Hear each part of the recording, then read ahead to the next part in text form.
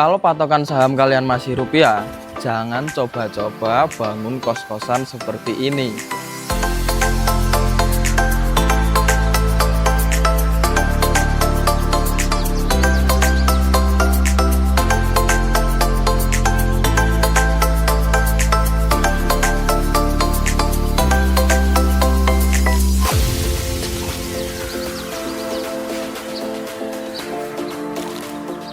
Orang desa emang nggak pakai dolar, tapi dengan budget 1 M lebih, kalian bisa bangun kos-kosan di kota Yogyakarta dan tempatnya strategis.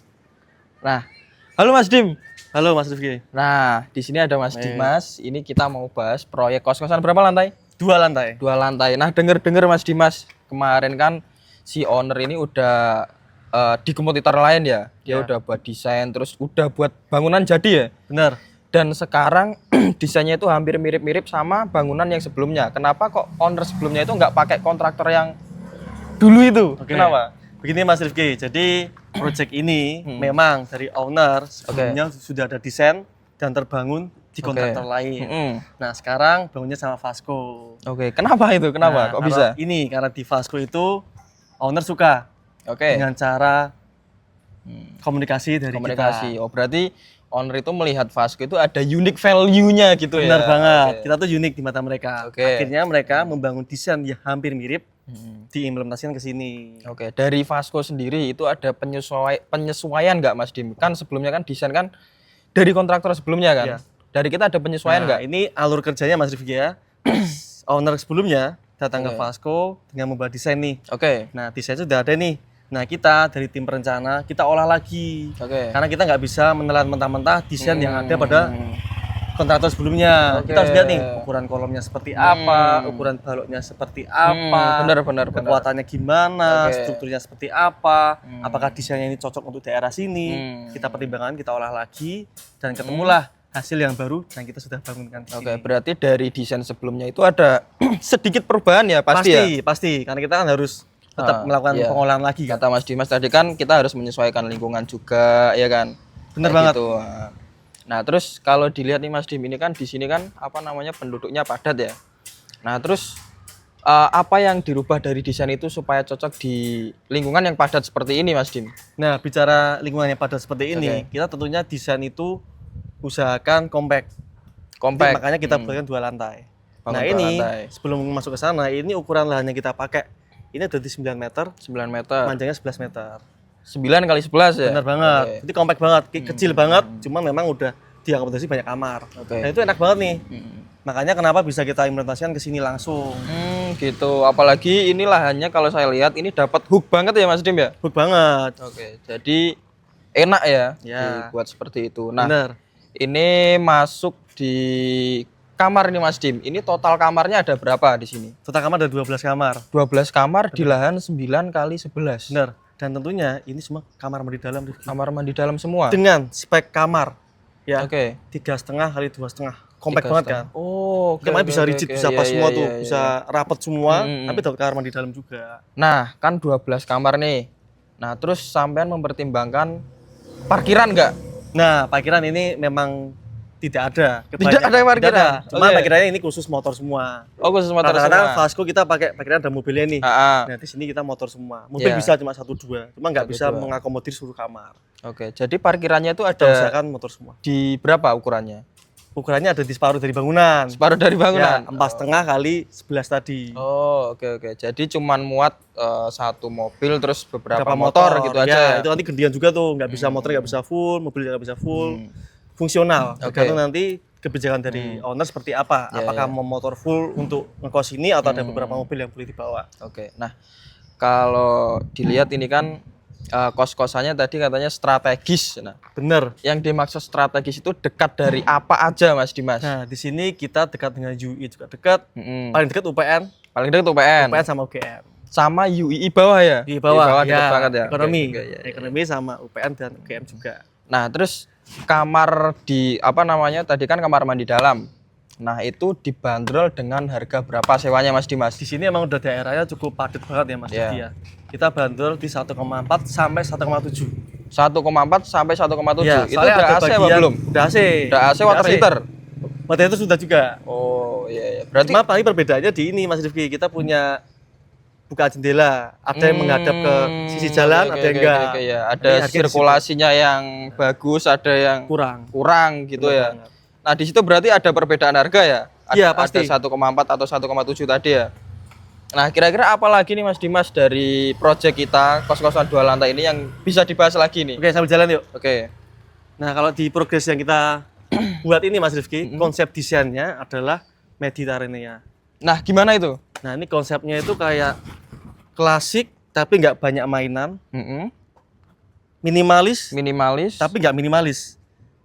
Jadi berarti, kita banyak nanggung gitu ya? Nanggung gitu, Mediterania emang nanggung. Jadi orang lihat tuh emang ini minimalis juga enggak, klasik juga enggak, tapi ini dominan putih nih. Dominannya putih warnanya? Maksudnya full putih semua nih. Oh gitu. Jadi kayak klasik kan, cuman enggak, tapi ini Mediterania. Berarti yang jarang kita pakai juga nih. Oke. Berarti kombinasi dari klasik itu tadi, terus ada minimalisnya juga. Iya benar. Oh gitu. Karena nggak banyak mainannya. Iya. Jadi full flat. Cuman kita konsep ini tuh emang jarang banget nih dipakai di Vasco. Ini kayak first time kita pakai konsep seperti ini. Apa tadi Mas Dimas? Mediterania. Mediterania.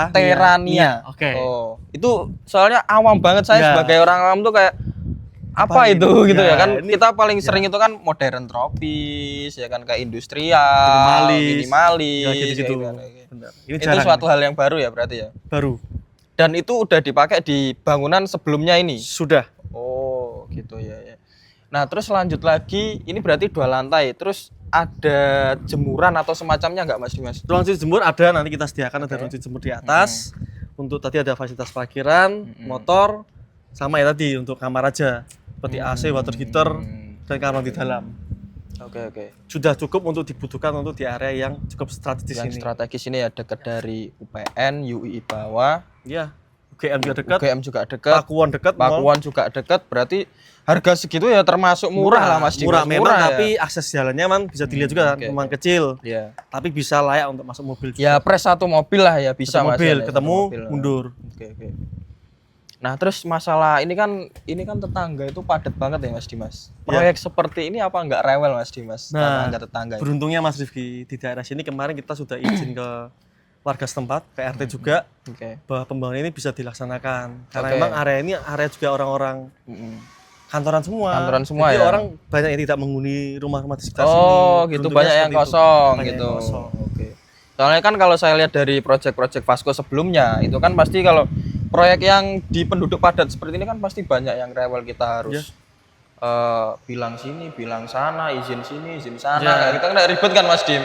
Nah itu pasti sering dipertanyakan buat calon-calon owner kita ya kan. Ya benar. Dia punya lahan sempit, di pendudukan padat banget, gimana izinnya, saya nggak mau ribet seperti itu. Iya. Yang pasti nggak ada ribet-ribetan ya Mas Dimas ya. Nggak ada, ini alhamdulillah lancar dari awal sampai sekarang, tidak ada komplain dari warga. Karena emang areanya masih perkantoran tadi. Jadi enak banget kita komunikasi dengan warga setempat. Berarti yang ngurus perizinan pun kita ya, owner. Iya, bener. Lepas tangan ya seperti owner itu ya. Beres. Owner terima kasih beres. Desain, kita olah, kita bangunkan. Jadi serah terima kunci, cuan ya kan. Langsung jalan. Oke. Nah, kalau mau bangun seperti ini Mas Dimas, itu apa aja yang harus dipertimbangkan dari sisi owner? Oke, kalau di Vasco kan kita pembangunan yang jelas kita selalu harus ada DP dulu Mas kalau mau bangun. DP dulu. Nah, biasanya nanti 30% dari total biaya pembangunan untuk DP-nya. Ya. Tergantung nilai kontraknya. Nilai kontrak. Tentunya nanti di Vasco juga kasih DED setelah selesai semua pembangunan, kita kasih DED kesampean. Jadi nanti after sales-nya kalau ada hal-hal seperti ini, kolomnya ukurannya berapa, terus letaknya gimana, listriknya kemana nih, ini keluarnya listrik kemana, semua ada di DED lengkap. Semuanya ada di DED. Tinggal dibuka, dicek, oh listrik di ini, pipa air di sini, semua ada lengkap. Even merek cat pun ada ya di DED ya? Merek cat pun ada, warna cat ada, kodenya, kode semua barang ada lengkap. Engsel pintu pun ada kodenya semua. Oh, ada kodenya semua. Kita semua lengkap. Jadi ketika nanti maintenance pun misal ada cat ngelupe itu si owner mau belanja cat pun nggak bingung ya, ada kodenya di situ ya. Ada semua lengkap di DED. Oke, berarti kalau mau bangun di Vasco itu include DED, terus apa lagi? Itu DED, nanti bisa retensi, kita dapat retensi juga sampean. Retensi itu garansi bangunan. Garansi bangunan. Nah, ini dipertanyakan nih Mas Dimas. Garansi bangunan itu sampai kapan? Vasco kalau untuk kos eksklusif kita ada di 6 bulan. 6 bulan. 6 bulan untuk garansi bangunan. Itu kebocoran, atap bocor, dinding retak, dan cuaca ekstrim. Cuaca ekstrim. Ini kalau ada hujan terus, kita juga kasih garansi. Garansi. Kan ada yang cuacanya terlalu ekstrim nih, nggak digaransi Nah, garansi. Karena itu masih masuk hujan. Oke. Nah, misal nih alam baru enggak. Oke, misal nih kita pembangunan ini di musim hujan. Ya. Nah, terus selesai pembangunan itu udah kemarau. Ya. Nah, terus hujan itu kemungkinan 6 bulan lagi. Ya. Nah, itu seperti apa? Apakah masih garansi atau enggak? Masih garansi. Karena garansi. kita ngitung garansi itu dari musim hujan tadi. Jadi kalau sampean ada kasus seperti itu, di tahun kedepannya. Di tahun kedepannya ngitung garansinya. Oh, untuk gitu ya. kebocoran dan lain di tahun kedepannya. Oh, berarti tinggal klaim aja Mas, ini ada kebocoran seperti langsung ini. Langsung kita eksekusi, langsung berangkat. Oke, baik sih. Oke. Cakep Vasco Arsitek ya. Ya. Nah, kalau teman-teman nih mau bangun seperti ini terus transparan ya kan, itu bisa hubungi kemana aja Mas Dimas? Nah, kalau kita bisa hubungi ke Vasco Arsitek. Kita ada Instagram, ada YouTube, ada TikTok, semua @VascoArsitek. Kalau mau cepat, mau fast respon langsung WA, ada di link di bio. Oke, bisa konsultasi langsung ke kantor ya kan? Ya, gratis. Ya. Gratis. Konsultasi gratis, desain gratis, survei gratis. Banyak loh survei yang masih bayar Mas Rifki. Oh iya ya. Iya, kita berani gratis ya. Kita gratis karena kita menawarkan jasa. Kita harus punya ini. Oke. Value yang bagus buat klien-klien itu ya. Kita punya unique value tersendiri ya. Harus. Survei gratis, jadi nggak usah khawatir. Survei gratis ya. Nah, itu buat teman-teman yang mau bangun lewat Vasco Arsitek, nggak usah ragu, nggak usah takut. Ya kan, semuanya bisa dikonsultasikan bersama kami. Benar. Nah, semuanya bisa hubungi langsung di sosial media kami semuanya @Vasco Arsitek. Nah, sekian dari saya dan Mas Dimas dan terima kasih. Terima kasih.